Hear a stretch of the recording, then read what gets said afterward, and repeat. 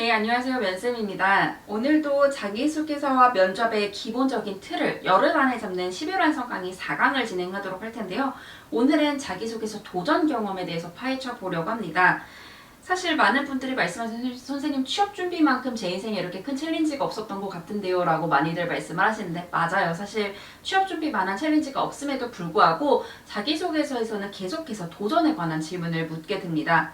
왜냐하면 우리는 모두 도전에 대한 경험을 갖고 있을 수밖에 없기 때문인데요. 선생님 저는 도전한 적이 없어요 라고 얘기를 한다고 하실지라도 여러분이 작게나마 동아리에서 팀플에서 조금이라도 잘해보고 싶어서 내가 1을 목표로 뒀다면 내가 해야 할 일이 1까지면 2까지 목표를 두고 달성했었던 경험이 있으실 거예요. 그 경험 저랑 같이 발굴해 보실 텐데요. 그래서 도전 관련한 질문들은 이런 것들이 많이 나와요. 도전에서 성공한 경험, 도전했지만 실패한 경험, 혁신을 시도한 방법 이런 것들이 나오기 때문에 얘네는 모두 도전과 비슷하고 아마 창의성 강의를 보신 분들은 지금 느끼실 거예요. 창의성하고도 크게 다르지 않은 것 같은데요. 맞아요.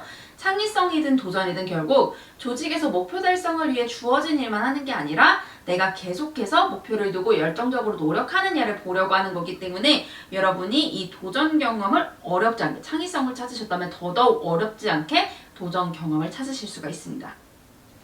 그래서 우리의 목표는 뭐냐면요. 도전 사례 찾고요. 도전 성공 경험과 실패 경험 찾을 거고 도전 소재 만들기 이번 강의에서 진행해 보도록 하겠습니다. 결국 회사에서는 능동적인 인재를 원해. 제가 앞에서 말씀드렸죠. 창의성이든 도전이든 이 친구가 열정적으로 나아갈 수 있는 사람인가를 파악하기 위해 이 질문을 계속해서 묻게 되거든요. 그래서 도전 문항을 묻는 의도는 더 나은 성과를 위해서 그냥 회사에서 주어진 일만 했는데요 라고 하는 사람인가 아니면 더 나은 성과를 위해 도전하는 사람인가를 파악하기 위해 물어보는 거예요.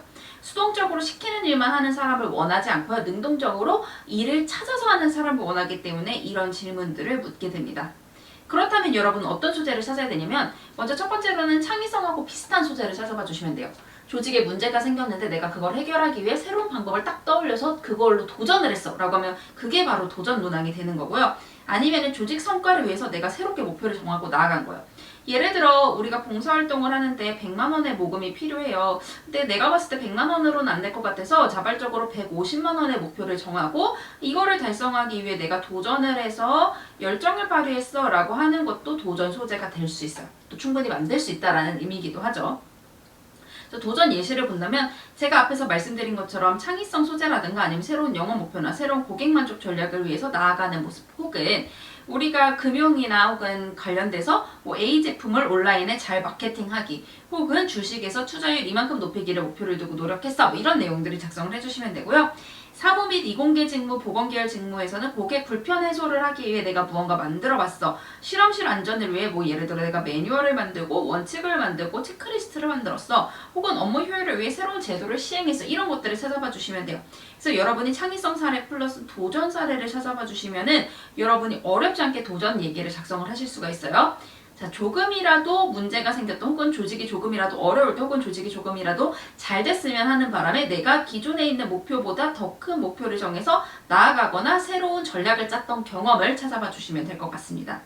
그래서 도전 실패인은 우리는 노력했는데도 실패했어. 왜 실패했냐면 환경이나 자원의 문제가 발생해서 혹은 예상치 못한 문제가 발생해서 실패했지만 마찬가지로 얘도 이렇게 있으면 이 본론에서 어떻게 도전 실패를 이겨냈는가가 더 중요하기 때문에 나는 이렇게 열정을 발휘해서 이겨냈어 라는 얘기를 작성을 해주시면 되고요. 도전 소재를 만드시려면은 이 직무가 원하는 것 늘 똑같아요. 능동적인 사람을 원하고 능동적으로 사무 업무를 꼼꼼하게 한다던가 매뉴얼을 만든다던가 안전을 지킨다던가 목표를 위해 영업을 위해 나아간다던가 이런 걸 선호하기 때문에 내가 원하는 이 능동적인 모습을 담아서 열정으로 내가 이렇게 목표를 위해 나아가는 사람이야 라는 걸 만들어 주시면 돼요.